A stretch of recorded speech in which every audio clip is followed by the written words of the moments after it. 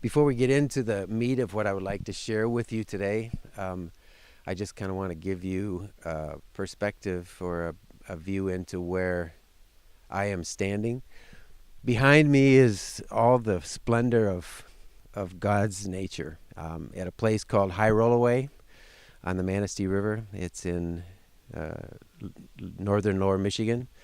I'm here with my brother Tom, who's helping me to put this together with his video equipment. And we're here because I wanted to share with you just some thoughts that I've had that have led up to this moment. I don't know what day this video is being viewed or the day that you all are gathered together, because the fact that you are here watching this video, it's going to be a one-time viewing. It was made for that purpose. But it implies that if you are here gathered together, that I am not, at least not present in a physiological sense, in a mortal sense. As you look right here to my right, to your left, you're going to see a work of art that was produced by one of my other brothers, Dan, who is an artisan in the family. And what basically is contained in that, called an urn, is what you might call the remains of my cocoon. To me, it is a representation of something that's very current in my mind and has been through my life. The analogy of the little worm that you see crawling along the ground in a humble way, and then the process of metamorphosis that takes place as that worm goes into a shell called a cocoon, disappears to the world for a period of days, weeks, and then as the cocoon splits open and that worm breaks loose, the chemistry and the structure of that creature is totally different. A worm that has many legs and crawls along the ground has become a winged creature that once he or she breaks out of that shell, takes flight. A beautiful winged creature of many different species, as many of you have seen. But to me, that's a wonderful analogy of what I just kind of like to share with you for a few moments about the difference between mortality and eternity. Each of us, from the time we're born physically, will experience those two realms. The realm of mortality includes our jobs, our families, raising our children, the hobbies that we have, the friends that we hang out with, all of those things. And yet, in the midst of all of those things, there is the realm of eternity that's present, I think, in everyone's mind. There's a place in the scriptures that talks about how we have eternity put in our hearts, that God put in eternity, put eternity in the heart of man. And I think there's no one who is exempt from the thoughts that come to us about that realm. But underneath all of that, I think all of us wonder things that I would call non-religious questions. Where did we come from? Why are we here? How could such an amazing earth that we live on come to be? As I look around us here, without a word, it's just amazing to see the beauty, the complexity, the design, all that exists that some people try to make us believe just happened as a series of accidents over billions of years, chemical reactions, explosions, species that come from simpler species, smaller forms of life, and now somehow as humans we exist. And yet there's a number of places in our scripture that say that we were created in the image of God. And that's a foreign concept to some people. I know that in this audience today, I would guess, just because I know my circle of friends, that there would be represented people who are of the Christian faith, people who are of Buddhist faith, people who are Islamic, people who are of an atheist bent. They believe that there is no God. People who think there may be a God and subscribe to agnosticism. And I think we could categorize all these thoughts beyond just a way of thinking as a religion. I am no longer in the realm of, and as you see this, I am as I record this, but when you see this, I am no longer in the realm of mortality. I am like you each will be in the realm of eternity.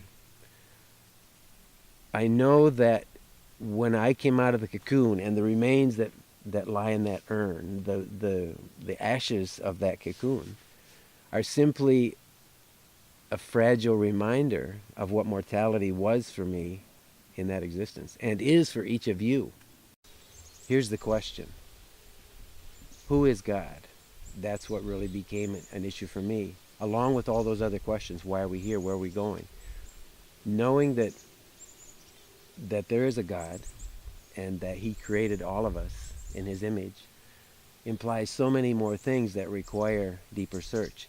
And I think it all gets down to me, and this is where I'd like you to really focus carefully, is simply intellectual honesty as you search in your life. Within the tradition that you've been raised, just ask God to show Himself to you.